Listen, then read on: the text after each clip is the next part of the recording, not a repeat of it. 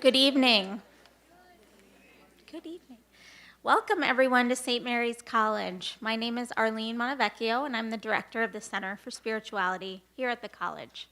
2019 marks the 35th anniversary of the Center for Spirituality and 175 years of the Sisters of the Holy Cross empowering women to make a difference here at the college. Please let us show them our gratitude.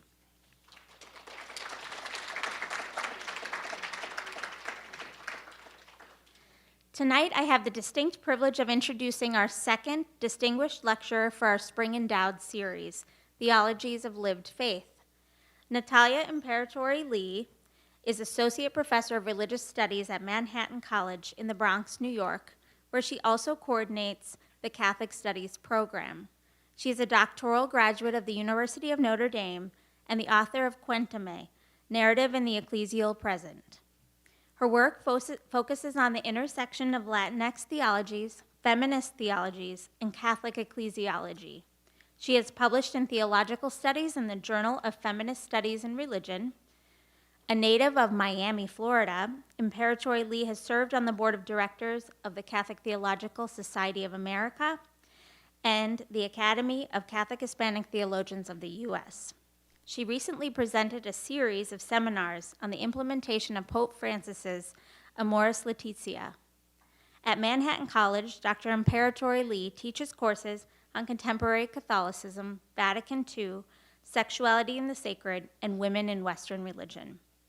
Dr. Imperatori-Lee speaks regularly at parishes, universities, and in other venues about feminism, faith, and the Latinx communities in the United States. She's currently working on a book about women in the Catholic Church. Her writing has appeared in Commonweal and America magazines, and she has been on CNN and MSNBC as an guest expert on Pope Francis. Dr. Natalia Imperatori-Lee lives in the Bronx with her spouse and 2 sons. Please join me in welcoming her this evening.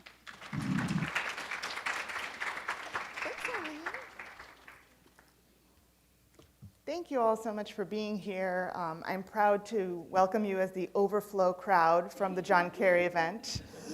I know there's always a lot going on at Notre Dame and here at St. Mary's, and so I'm doubly grateful for your attendance tonight.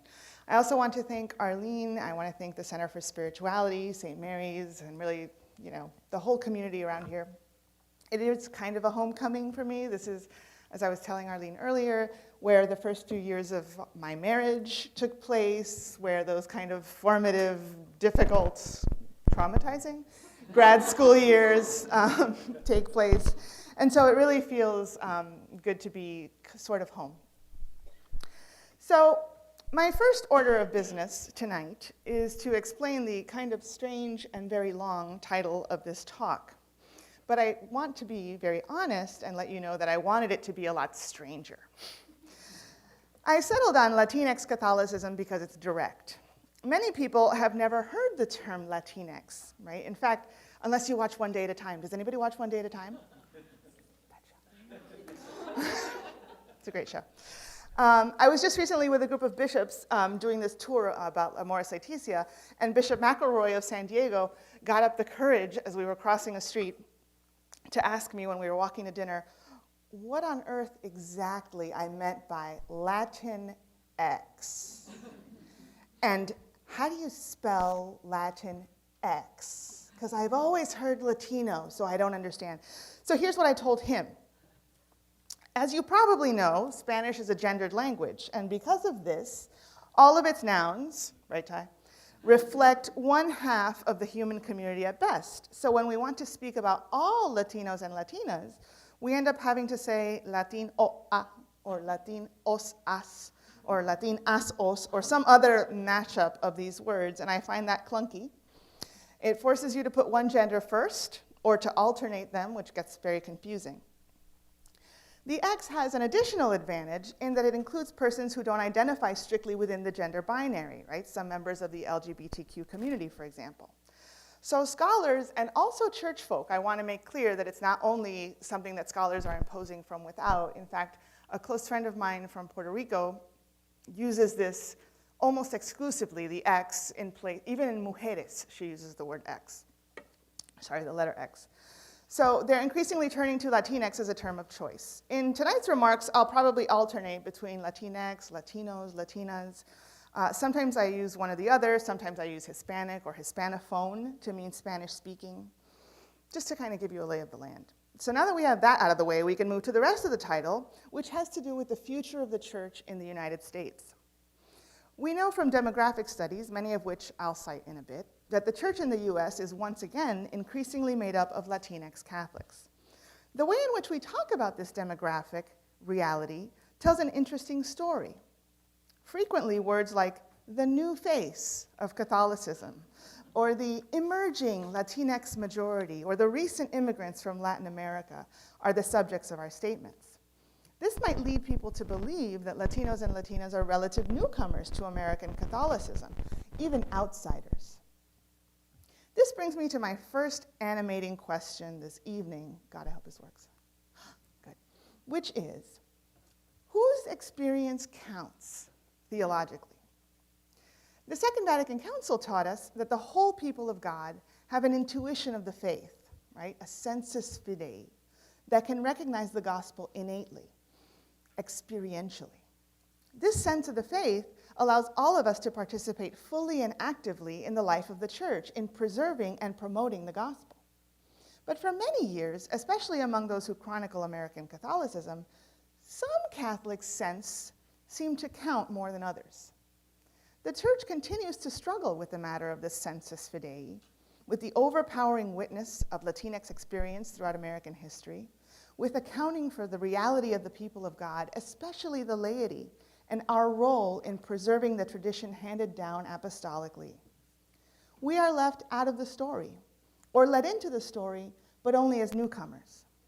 Now, stories are incredibly important to the ways all people learn and engage the divine reality. So when we realize this and ask the question, whose experience counts, we have a lot of fruit for exploration and discussion.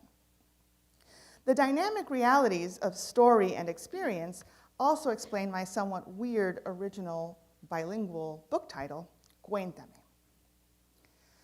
Some of my earliest memories, and if I can go back, I'll go back. That's me and my mom. Some of my earliest memories involve hearing my mother on the phone with her mother, whose couch that is, or her aunts or a friend, sitting down and saying, a ver, cuéntame, in this kind of long, drawn-out E. And it rings, you know, I still hear it when I hear it in her voice, right, in her timbre, and it sounds to me like, this is not going to be a quick conversation. I have time, you know, for a good long catch-up. This is going to be like a 40-minute endeavor at least, so let's all settle in. Cuéntame has a double meaning, though, right? It means tell me, right, in the context that my mother was using it, right? But when it is said imperatively, it demands that the speaker be counted, right? Don't leave me out. When we think about the church of the present and the church of the future, both meanings, to my mind, are vitally important. I want to make three main points tonight, which will be structured around these two meanings of contar, the accounting and the recounting, or the telling. The first is a point about counting, a demographic point. The second and third are about storytelling, historical storytelling and the importance of dangerous memories, and literary storytelling and its role in revealing the sense of the faithful. All right, so here we go. The numbers. By now, we've all likely heard the demographic breakdown of the Catholic Church in the US. We know that the numbers of Americans of Hispanic descent continues to grow, that the majority of these persons identify as Roman Catholic. Let me share a few outlines of this demographic picture with you. These numbers are calculated and compiled mostly by CARA, the Center for Applied Research in the Apostolate, and the USCCB. According to the 2010 census, 50.5 million Hispanics live in the United States. This comprises 16% of the total US population. The population of Hispanics in the US is the second size ranking worldwide as of 2010. Only Mexico, with 112 million, had a larger Hispanic population than the US. 68% of Hispanics in the US consider themselves Roman Catholics, although that number is slightly declining, which means that approximately 39% of US Catholics are Latinx. It is a young and faithful population with 64% attending church regularly. More than half of US millennial Catholics, that means they were born in 1982 or later, are Hispanic. How many of you were born in 1982 or later? Oh my God, Molly. I need to take a moment because that's the first time someone on the faculty raised their hand. Since 1960, just before Vatican II, 71% of the US Catholic population growth has been due to the growth in the number of Hispanics in the US population overall.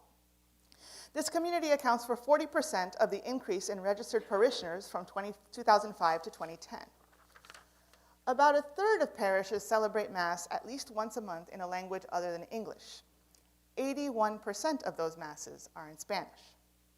Overall, about 6% of total Masses, weekday and weekend, are celebrated in Spanish in the United States. That number still seems low to me. By 2020, by 2050, the projected Hispanic population will be 132.8 million, or 30% of the total US population. 8 states had 1 million or more Hispanic residents in 2011, and you can guess which ones they are, right? Arizona, California, Colorado, Florida, Illinois, New Jersey, New York, and of course, Texas. More than half of all the Hispanic population in 2011 lived in California, Florida, and Texas. There are 25 states where Hispanics were the largest minority groups, and there are a lot. I won't name them all, but I will say Wyoming is one of them, and that was a surprise to me, right? Utah, Rhode Island, Nebraska. The Hispanic population exceeds 16% in 40 US Catholic dioceses. The Hispanic population exceeds 50% in Brownsville, Laredo, El Paso, and Corpus Christi. So that's a lot of Hispanics in the United States. This racial and ethnic composition chart that you see here is to show you that white Catholics, the darker line, are on the decline, right, getting smaller from 2007 to 2014, and Latinx Catholics in the lighter blue are on the upswing. And this last map shows you where all the young Catholics live, right? Most of it was Mexico until the Treaty of Guadalupe Hidalgo, right? So clearly, right, a lot of Hispanics would live there. But there are some surprising ones as well, right? You've got Illinois, right? That's an impressive showing. I found that Washington and Oregon were also impressive showings of Hispanics. What demographers can tell us about the future of the Catholic Church in the US is that in all likelihood it will be more Spanish-speaking, more diverse, and have more ties to the global South in the years to come. The majority of Roman Catholics in this country will soon be Hispanic. This emerging demographic reality frequently frames the story of Latinx Catholicism in this country. But while the numbers are important, they only reveal part of the picture, or to continue my metaphor, they only tell part of the story. We can count the number of people of Latinx heritage in this country. We can make predictions about future numbers and rates of growth or change, and this is important work. But it's not enough for those of us who consider ourselves ecclesiologists or theologians generally. If we're trying to discern whose experience counts, we first need to count the who's in question. But we also need an account, a narrative of who the church is. This is accomplished in 2 ways ecclesiologically. First, we can tell a historical story, and then we can take account of the sense of the faithful. The next 2 points I want to make will take up each of these tasks in turn. So first, the historical story. I know. They're so cute. The way we tell the historical story is broken. The narrative of North American Catholicism, including its origin story somewhere in Maryland and spreading south and west from there, it's just not true. And stories are so crucial. Irish theologian John O'Brien asserts in a 2008 article that, quote, ecclesiology has always taken the form of a narrative, or more precisely, a conversation between narratives. Narrative and storytelling may even be said to be the bedrock of Christianity, grounded as it is in the gospel narratives, which themselves tell the stories of Jesus' own storytelling and teaching through parables. Ecclesiologists, like me, seek to tell the story of the church, a daunting task that involves the intertwining of historical analysis, philosophical analysis, and understanding the complexity of the human experience of salvation history. 50 years after the Second Vatican Council, the Church's reality has expanded to reflect its global identity, but the U.S. Church's story remains a work in progress. If narrative is the proper form of ecclesiology, then understanding the historical narrative of the Church seems essential to grasping the whole story of salvation history, and ultimately to constructing an ecclesiology that takes seriously the genuine varieties of Christian experience. In recent years, theologians have indicated the importance of the experience of particular local churches in accounting for the genuine diversity and legitimate variety within global Catholicism. In contrast to grand meta-narratives, right, generalized accounts that erase differences in favor of a unifying story, an emphasis on stories of particularity allows ecclesiologists to avoid marginalizing non-dominant voices. Further, telling these particular stories in all their diversity reveals in some sense the invariable core of the Christian message in all its various cultural, historical, and linguistic expressions. However, even particular narratives have the potential to marginalize some accounts in favor of others. In the US context, the experience of US Latinx Catholics has been made to fit uncomfortably at times into a particular historical narrative that emphasizes the arc of immigration and eventual assimilation or Americanization. In addition, the Hispanic presence in American Catholicism viewed through the lens of immigration is frequently referred to, as I've said, as the future of the Church, the emerging Church, the coming reality. The features of Latinx Catholicism, its popular religious practices and devotions, its worship style, are often treated as if they were recent developments, only now or in the past few decades arriving at American shores. Even more worrisome is the scholarly treatment of Latinx and Black theologies, sometimes called contextual theologies, often lumped together as a group and frequently relegated to the margins of theological discussion, sometimes literally when they are explored in the final chapters of books or left to the last week or two of the course, right? Now we've done the real theology, now let's quickly cover all of the Black theologians and the Asian theologians and the women in 2 weeks or 3 class sessions. It's fine, right? Those others were not contextual theologies, right? They were somehow transparent or invisible or objective theologies. When these theological voices aren't marginalized, they can be treated as exotic or viewed as enhancements to theology. Rarely are the insights of the so-called contextual theologies allowed to uproot or drive the mainstream theological narrative, which also, obviously, though not always admittedly, emerges from a particular context. Rarely does the Latinx narrative, the Asian narrative, the Black narrative, and I should pluralize all of those narratives, reorient the discussion. All of these theologies are in danger of being reduced to scholarly sidebars or miscellaneous adornments.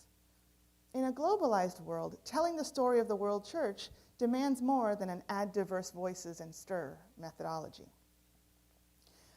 The insights of Latinx theology fundamentally disrupt the narrative of Catholic ecclesiology and the dangerous memory, to use a phrase from Metz, of the Hispanic presence in the US fundamentally shifts the story of Catholic history. What is that story? It varies, but for the most part, the story of American Catholicism is told, if we look at it geographically, from the Northeast, where I live now, the center of the universe for those who live there. So it starts kind of like in Maryland, right, Pennsylvania, and it moves south and west with the pioneers. Implicit in this story are assumptions about what real Catholicism is, and about what constitutes civilization, and about the relative barrenness, at least in terms of Catholicism, but also in terms of the virgin land and the lack of civilization, of anyone or anything who might be encountered outside of the Mid-Atlantic corridor. Narratives about the relationship of Catholicism and human history still tend to overlook uncomfortable themes arising from the Church's complicity in racial, colonial, and patriarchal tensions. In his recent book, and you can ask him about it because he's here, Latino Catholicism, historian Timothy Maravina makes a case against the prevailing models for understanding US Catholicism. In particular, Maravina identifies this in the history of American Catholicism, a pattern he calls the Americanization paradigm, and calls for replacing this with a hemispheric paradigm that accounts for the long-standing historical, cultural, and racial overlapping of communities in the United States and the rest of the Western Hemisphere. He does this to critique what he deems to be a bias among religious historians, and historians of US Catholicism in particular, who tend to, quote, focus on the Eastern Seaboard and European settlers and immigrants, end quote, while ignoring significant portions of the population, including Black Catholics, women, Asian American Catholics, and of course, the inhabitants of the frontier lands in the West and Southwest. While the US Church is certainly undergoing a demographic shift toward a Hispanic majority, and many of those Catholics are immigrants, quote, this blew my mind, Spanish-speaking Catholics have lived in what is now the US for twice as long as the nation has existed. Tim, when I read that, I was blown away because I didn't know. And that was my heritage too, right? It was sort of shameful that it had never occurred to me that this was a fact. Not all the Catholics in our country are immigrants. These non-immigrant Catholics in the southern and western parts of the country were incorporated into the United States in the process of westward expansion without migrating at all, right? Sometimes you cross the border, but sometimes the border crosses you. Latinx Catholicism is an integral part of the story of the US Church, and it goes against the dominant paradigm where a group of people migrate to the United States from another land slowly and often with the help of institutions like the church. This community learns English, gets jobs, educates its children, leaves behind its customs or modifies them to fit the present context, and in doing these things in a generation or two becomes American.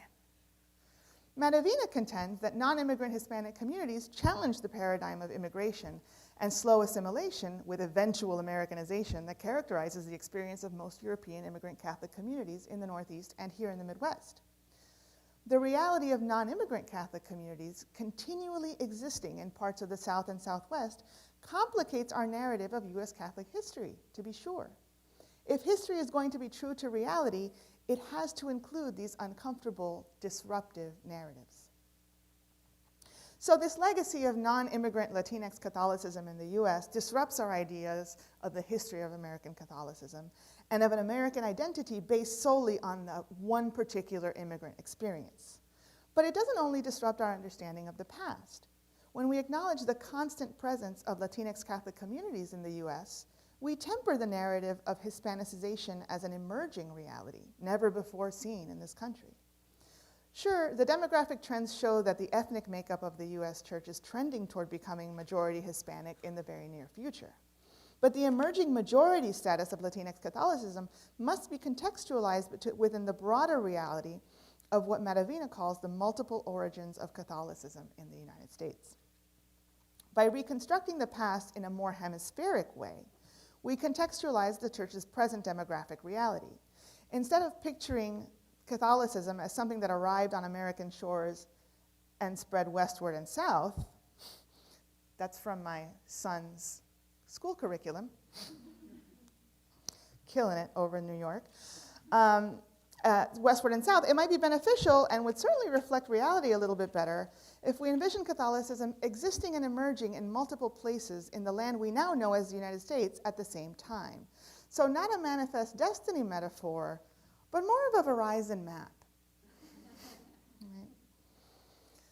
Ultimately, a historical reframing of the kind suggested by Maravina acknowledges that the dangerous memory of US Latinx experience in all its varied forms. Ecclesiologically, this dangerous memory guards against naive understandings not only of American Catholicism as an immigrant, primarily Northern European reality, but also against caricatures of a uniform European Catholicism that simply never existed. In other words, it helps us understand the American past as more complicated than we thought, but it also helps us to view European Catholicism as more complicated than we thought, which is a good thing. To give you only one example, let's take the Catholicism of Spain and Portugal, an early export to the Americas. Latino historian David Badillo, who teaches at Lehman in the Bronx, where I live, noting these Iberian roots of Latino Catholicism, describes Iberian Catholicism as somewhat pre-Tridentine, noting that the reforms of the Council of Trent were not as rigorously applied in Southern Europe, like in Spain, as they were in Northern Europe. So today's Latinx Catholicism reflects, quote, a blend of pre- and post-Tridentine influences. Iberian Catholicism, which was brought to the New World, first with Columbus and subsequently on many other ships, was a different sort of thing from the Catholicism practiced in other parts of Europe, especially those parts that had to contend with the philosophical and intellectual challenges presented by the Reformation. The Pyrenees Mountains largely insulated the Iberian Peninsula from these battles and fostered in Spain and Portugal a unique Catholicism. For Badillo and others, quote, the Catholicism preserved in Latin America reflected the popular faith lived in rural Spain. It largely escaped transorganization of church life into the parish structure, the regularization of sacramental practices, and the centralization of power in Rome. Instead, Iberian Catholicism retained a focus on local clergy, not the Roman Church, which was associated with religious orders in Spain, and popular religious devotions, home-based practices like altarcitos, dramatic public events like processions and posadas. This is very different from the characteristics of the so-called good Catholics I hear about in the Northeast, right? The good Catholicism that my son is catechized into, right? Those characteristics include regular attendance at a parish church or else, subdued modesty in prayer, silence as reverence, right? Church as library, something very quiet, and some would say a little sterile. That doesn't feel like good Catholicism to me, because that's not the Catholicism that I grew up with. And rather than internalize a sense of, oh, I guess that I just grew up with a bunch of really bad Catholics, thanks to the work of Matavina and others, I'm starting to see that, no, that isn't good Catholics versus bad Catholics. It's genuine variety that has always existed in the ways of practicing Catholicism. So the reforms of Trent take a while to take hold across Europe, and they did so to different degrees. And the Catholicism that was exported to the Americas from different parts of Europe varies. The stories and practices we emphasize when we talk about immigrant Catholicism reveal our assumptions, not only about what we're trying to define as American Catholicism, but even about the complexity of what we consider European Catholicism. What we see as exotic or immigrant really depends on where we sit. These are relative terms. And we should take care that we don't associate exotic or immigrant Catholicism with a condescending sense of superior fervor or simplicity. These ways of worship, while culturally bound like all ways of worship, are complex historical realities that continue to change in reaction to their contexts and to the intuitions of the people of God. Neither American Catholicism, nor European Catholicism, nor African Catholicisms, nor Asian Catholicisms are fixed, uniform realities. And a close examination of either reveals the genuine variety that has always existed in Catholic religious expression. So Catholicism in Europe was and remains as mixed and diverse a reality as American Catholicism. And indeed, this unity and diversity produced by Christianity's now global enculturation can be considered a historical mark of the Church. The dangerous memory of the roots of Hispanic Catholicism in America brings to light the complexity of Catholic belief and practice, not only in the New World, but also in Europe. Even European Catholicism can be said to be of mixed heritage, or mestizo, to use a term employed in Latinx theology. Likewise, there surely exist American and Latin American Catholicisms, Asian Catholicisms, African Catholicisms in the present day. Both Badillo and Matavina make the point that any presumption of a uniform Hispanic Catholicism is at best unfounded. This presents theologians with a problem. What about the unity of the Church? When we say we believe in one holy Catholic and Apostolic Church, what happens to that one in all this variety? What sort of unity can coexist within this genuine diversity of authentic Catholic expressions worldwide? Keep in mind, I'm not saying this is new. This is not a new emerging reality that we're moving toward or a brave new world that's dawning on us now. I'm saying this diversity of Catholic practice has always and everywhere been the case. The uniformity we hear so much about, where Catholics pray the same everywhere, at least the good ones, which may have begun with Trent, but certainly didn't take hold universally, quite possibly never existed. Instead of experiencing this as a profoundly unsettling event, and I realize it's a little unsettling, we can view it as very freeing. This isn't different and it's not scary. It's normal, even if it's the normal that we didn't know was there. I think the best way to get to know the variety that exists in Catholicism is to listen. In particular, to return to our theme, I think we need to listen to people's stories. Now, it's impractical to assume that we can interview every Catholic at St. Mary's, or every Catholic in South Bend, dear God, let alone every single Catholic in the United States. But there are other ways, I think, of listening to the people of God, and it's vital. I think this is best encapsulated in an excellent quote from Chimamanda Ngozi Adichie. She writes, "Many stories matter. Stories have been used to dispossess and to malign, but stories can also be used to empower, to humanize. Stories can break the dignity of a people, but stories can also repair that broken dignity. If we want to honor the dignity of the whole people of God, then it's important that we tell their stories and listen to the stories that they tell." So here comes my third point. Cuéntame is ultimately about more than being counted, though quantifying is key to assessing and reflecting reality. It works against a flattening out of the profound variety of experience that exists within ethnic, racial, national, generational, and geographic groups by demanding not just a count, but an account of a person's reality. That accounting can come in many forms, and my final point tonight seeks to explore only one, the arts, especially literary narratives that reflect reality and the Christian experience embedded in that reality implicitly and explicitly. It's in these pockets, I think, that the sense of the faithful can be discerned, and it is only in conversation with these realities that an ecclesiology for the third millennium begins to emerge. Not from abstract principles applied to reality, but from a narrative that takes this reality and makes it particular. The particular reveals, and generalizations tend to conceal. Theology benefits from exploring the way authors of literary works portray Christianity, the church, personal devotion and spirituality, as well as understandings of God, salvation, sinfulness, and redemption in literature.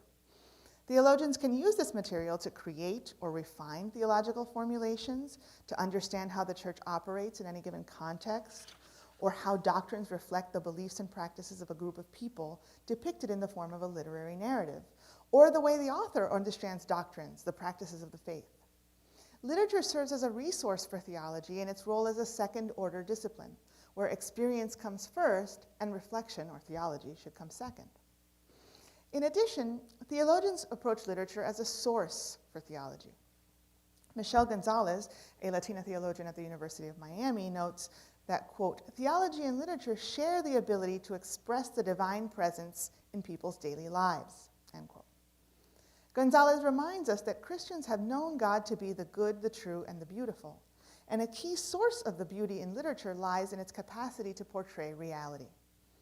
If literature portrays reality through artistic means, it can serve as a source for theological reflection, especially because Latinx theologies emphasize the grace-filled nature of ordinary life, or lo cotidiano, as we've called it.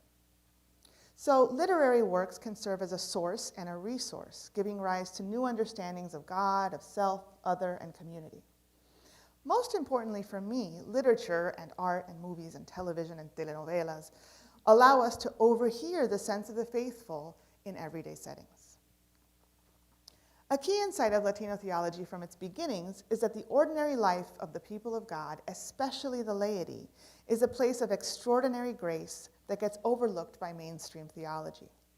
Because theologians tend to get caught up on doctrines and philosophical frameworks, the incredibly rich lives of the laity, the majority of the church, goes without analysis or attention. But how do we study the faith of the laity, right? You can't do a poll. It's weird. One way to study it, I think, is through art, and especially through literature, precisely because of literature's ability to portray reality in a true way. By chronicling the lived reality of characters, literary narratives reveal religious understandings embedded in culture, language, and practices. And the idea for this really came from watching telenovelas with my mom, which I did a lot growing up. I'm ashamed to say how much. Maybe also in grad school I did it a lot. Where I felt like, especially the Televisa telenovelas, right, the soap operas that were coming out of the Mexican production companies, Our Lady of Guadalupe was like a main character in all of them, right? She was in the background of almost every store. There was some sort of, statue or shrine or something. People were always talking to her.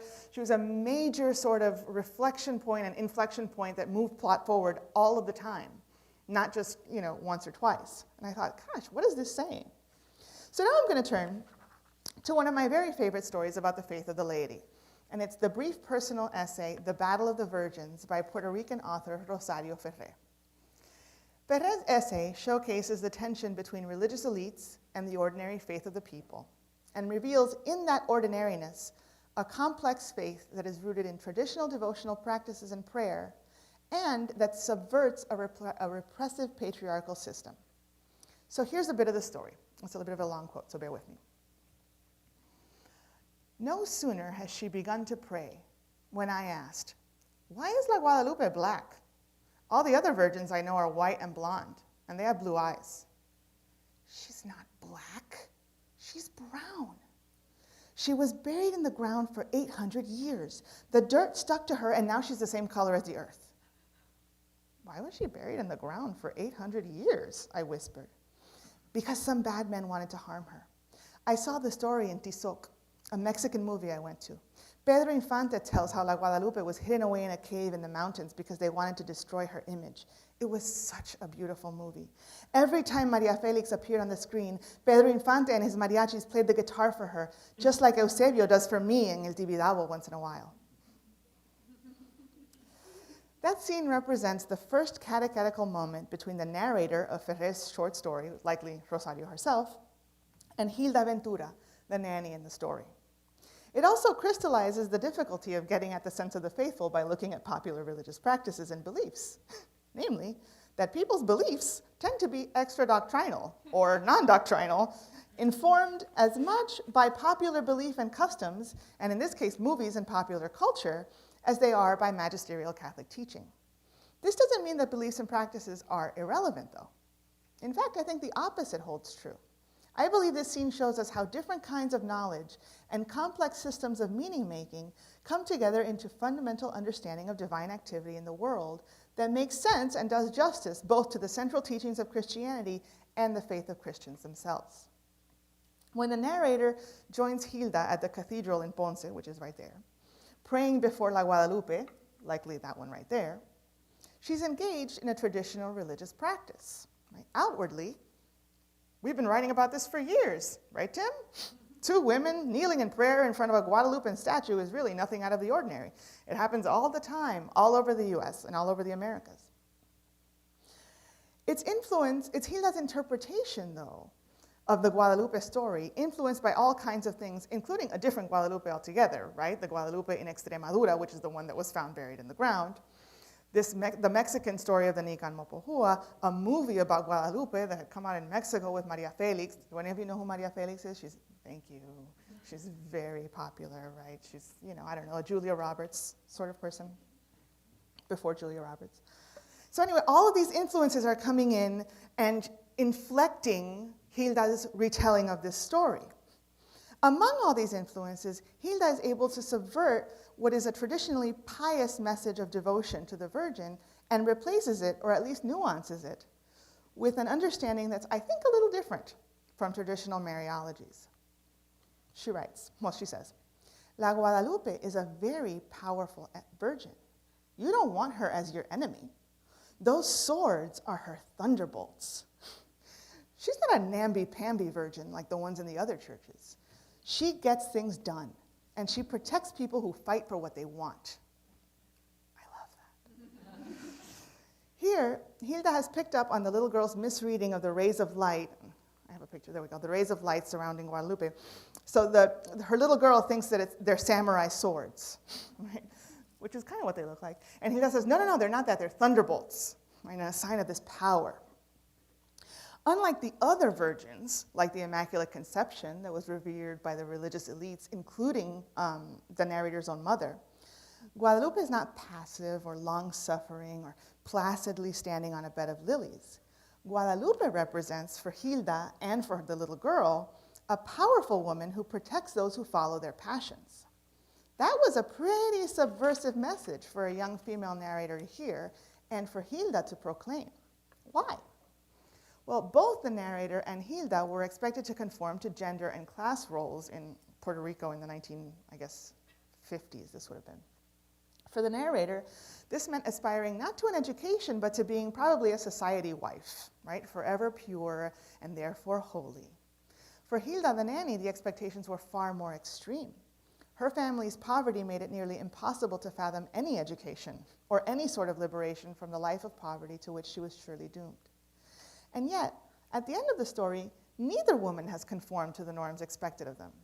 Hilda, improbably, is able to leave the island and complete an education. She becomes a nurse. She marries Eusebio.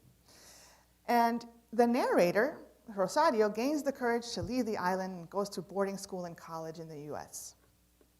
Ferrer's story ends with this observation on the part of the now adult narrator. Hilda's life had been heroic. I want to focus here on the juxtaposition of Hilda, a victim of the double rejection of being a woman and a Latina of the lower class in Puerto Rico, which is not immune to colorism and class division, and the mainland US, with the heroic virtue of Guadalupe as understood by Hilda and the narrator, a powerful virgin who protects those who fight for what they want. What Hilda wanted for herself and for the young Rosario was to break away from the expected feminine roles and into a life of one's own. A life marked by love, by passion, by education. Both Hilda and the narrator find this by leaving their homeland and seeking out something new. In showing us their subversive prayer and teaching in the context of devotion to the Guadalupe in Ponce's cathedral, Ferrer ties popular Catholic practice to goals that would be characterized, I think, as feminist. The self-actualization of women, their education, their capacity for self-determination. That's my kind of story. In many ways, it's my story. And in all its particularity, rooted in the 1950s in a small city in the south of Puerto Rico, it reveals itself to be the story of many women. I want to end this evening with a little more art by Yolanda Lopez, a Chicana artist based in Southern California. Interestingly, she and Ferrer belong to the same generation, but they never met. They both paint pictures of subversive Guadalupes, Ferrer with words, and Lopez in paint and collage. You all know, I assume, that classic image of Guadalupe, and here is Lopez's take. She got a lot of flack for this, and so did I when I good-heartedly posted it on Twitter. People were very unhappy about this, right? That I was sort of sacrilegious or whatever. Many are disturbed to see Guadalupe depicted as this strong woman, and you can see her muscles, right? Her legs are totally ripped. She's in running shoes. She's got her shawl thrown behind her back. She's dynamic and forceful and coming right at you. It looks to me like a depiction of the Guadalupe that Hilda is praying to in Ferrer's story. When I discovered these in the course of my research, I couldn't believe the synergy between Lopez's paintings and Ferrer's story. It's almost as if there's this undercurrent in the image of Guadalupe, or in women's appreciation of the image of Guadalupe, that subverts this kind of traditional submissive piety that one would assume is what's going on. Here's my favorite of Lopez's paintings. It depicts her mom, Margaret Sanger, as the Virgin. I love this painting because it looks exactly like my grandmother, and increasingly now like my mother as a grandmother. My grandmother also had a Singer sewing machine that looked just like that, on a table that looked just like that. It also had the pedal that you see the angel kind of sitting on. She had that same haircut, she had that same body type, and she had those same glasses that she would look over like this when she was making me a dress to make sure she was doing it right. Maybe it looks like someone you love. What amazes me is that this is a very particular image, right? A portrait of the artist's own mother. And it revealed so much to me about my own grandmother's everyday holiness. Imagine seeing our grandmothers all painted as saints in all their heroic virtue. Particular narratives, especially literary narratives or art, whose beauty lies in their capacity to represent reality in fresh perspective, highlight the unity and diversity that is and has always been a mark of the Church. To my mind, the faith of ordinary people is embedded in narratives like these. In a particular way, the work of Latina authors like Ferré and many others allows us to glimpse what anthropologist Ana Maria Diaz-Stevens has termed the, quote, matriarchal core of Latinx Catholicism. In the story of Hilda and her charge and their interaction with Guadalupe, we see hints of catechesis, of cultural retelling, of the interactions between popular culture and popular religion. It is in these intersections, I believe, that the Holy Spirit resides, that grace erupts, and that the story of the church is told. Consequently, by analyzing these narratives, theologians can discover the sense of the faithful, that infallible intuition of faith that belongs to the whole people of God. The story of the people of God, ecclesiology, is enriched by and transmitted through well-told stories like Ferré. It makes their experience count. The reality of Hispanics in the U.S. is complex. The history is long. It is riddled with conquest, with violence, and with cultural appropriation. The demographic story of American Catholicism continues to shift, our churches' gaze turning southward, our churches themselves turning more and more Latinx. In this time of flux, we cannot forget to ask whose experience counts for us. And how do we go about counting and accounting for the experience of the marginalized and the excluded in our midst? Cuéntame is my approach to an initial accounting, but it is also a threefold invitation, right? Cuéntame about American history, but without leaving anyone out. Cuéntame about some well-told stories that highlight the role of women in catechizing, in passing on the faith, in developing doctrine. And finally, cuéntame your story, that in so doing we might recognize the unity and diversity that binds us all into one people of God. Thank you.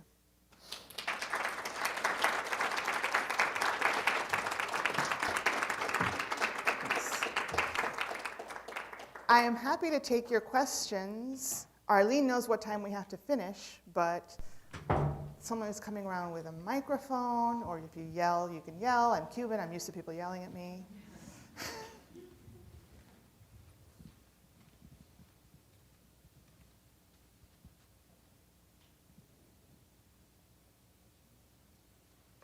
Come on, don't be shy. At Manhattan College, it has to be a student first. Does it have to be a student? Come on, people. She's thinking. I totally believe what you're thinking. I got a question.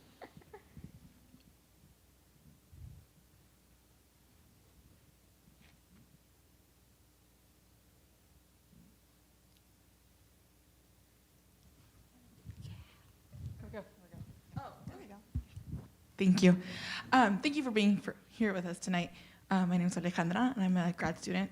I'm Div. I guess one of my questions is, well, I have one question, but what would you recommend to Latinas who are studying, particularly theology, of, kind of engaging more with Latinx theology, Latino theology, just because it's, I think, feel like at times, depending where you are, very limited to what you are introduced to.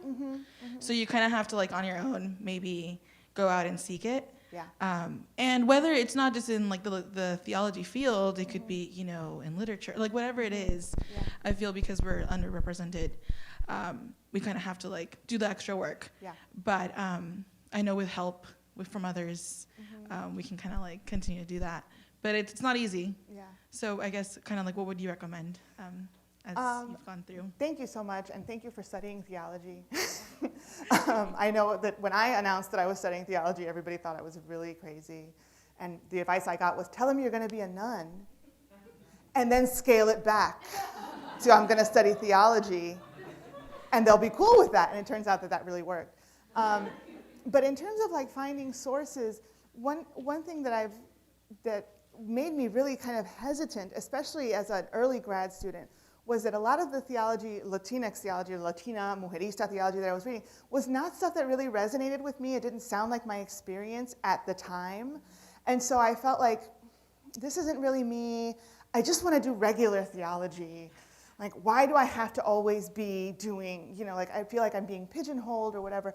And I think that I was thinking of it as something that I would be super intentional about. And so to do Latino theology would be to replicate that which had been done. When in fact, you know, my perspective doing regular theology is Latinx theology. Because as it turns out, I am drawing from all of these other sources, right? I always loved reading in Spanish, right? I learned to read in Spanish very young, and I loved literature in Spanish. It was my backup, you know, major.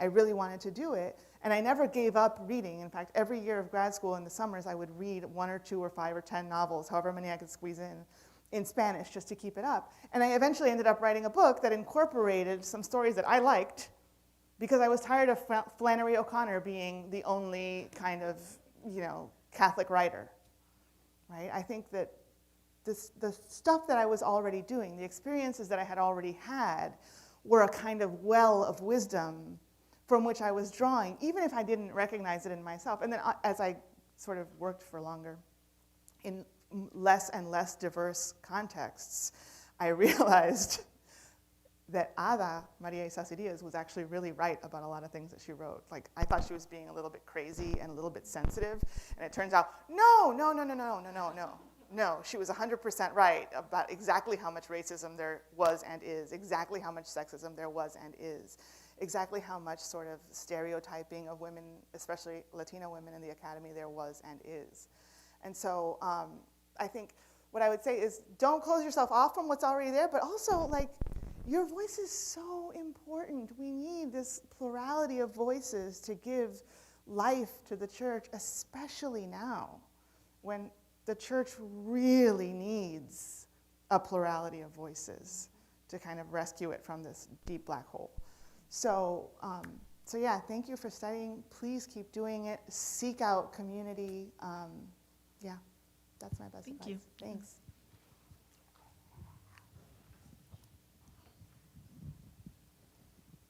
I want to thank you so much for your talk. I totally felt jolts the whole time. Oh my God, I was thank so you. excited. Take that, Molly.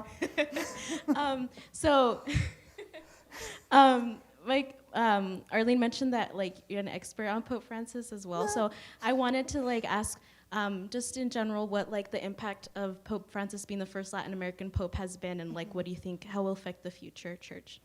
I think he's great. He's very Latin American. Have you ever heard somebody talk so much about gossip in your life? That is so, oh my gosh. I was like, oh yeah, this guy's from Latin America.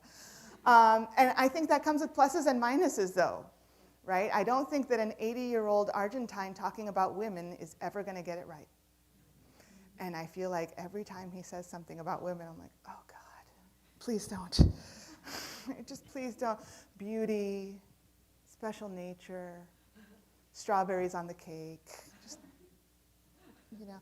So while I think it's really important, and I do think that his emphasis is on mercy, on poverty, on second chances, on accepting that sin exists inside and outside the church, and that grace exists inside and outside the church, really reflects his, you know, social location, I guess I would say. And that's really comforting. I think it was an important move. I think it was the Holy Spirit.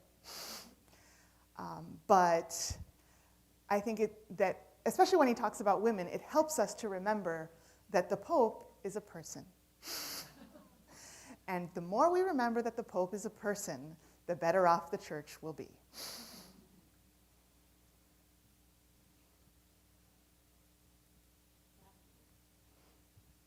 Yeah.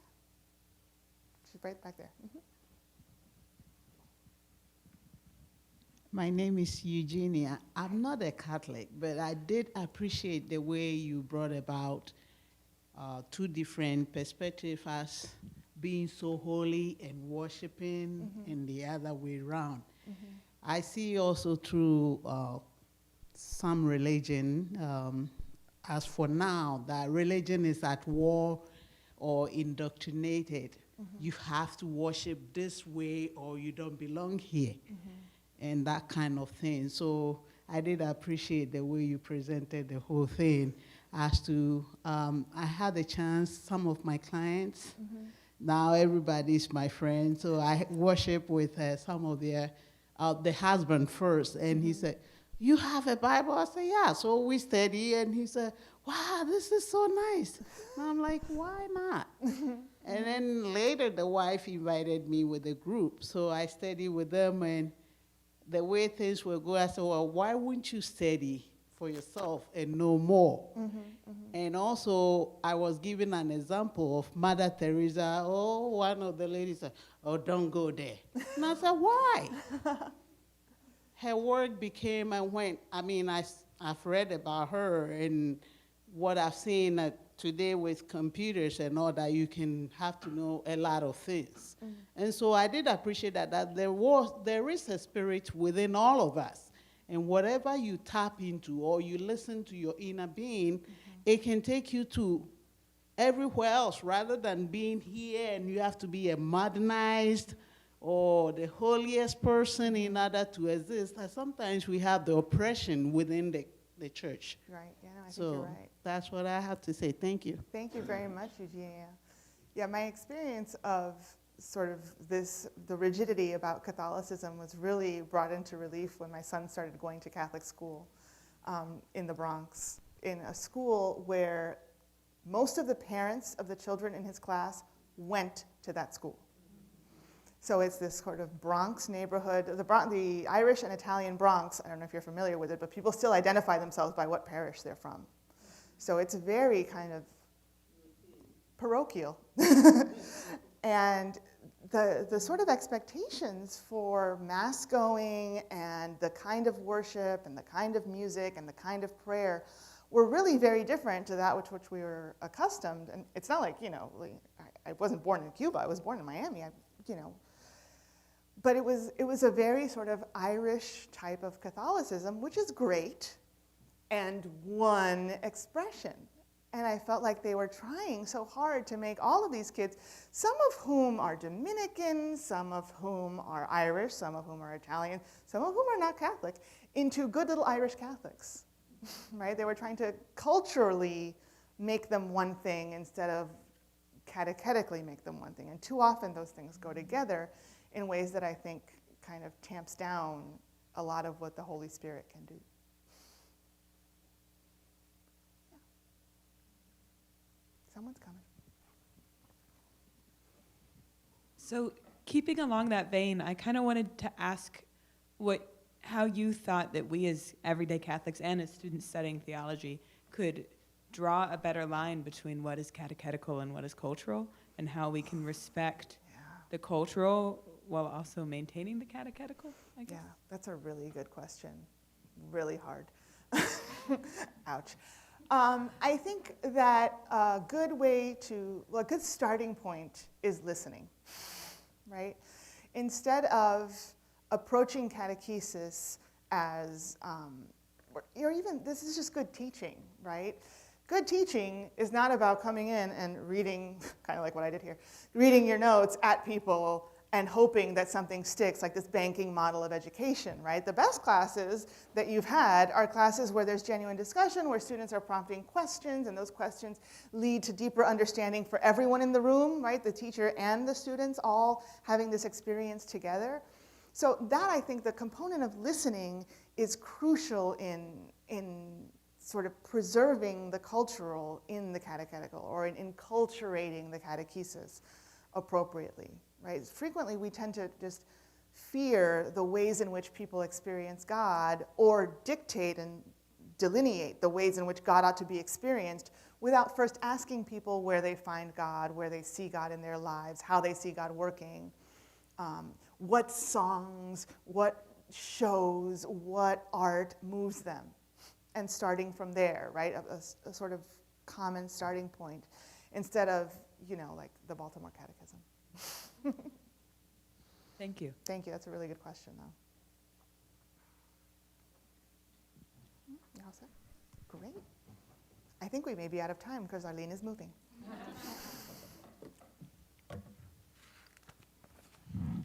Please join me in thanking Dr. Natalia Imperatori-Lee. Thank you. Thank you. That was great. There are several items out on the table in the lobby. Next Monday night, we have a lecture here for our 175th anniversary. It's Dr. Sandra, actually it's not here in this room. It's at 7 p.m. in Rice Commons. Dr. Sandra Yoakum on the Graduate School of Sacred Theology here at St. Mary's. And Dr. Imperatori-Lee will be back next fall for our Women of the Church National Conference. So check out the brochures in the hallway and have a great night. Thank you.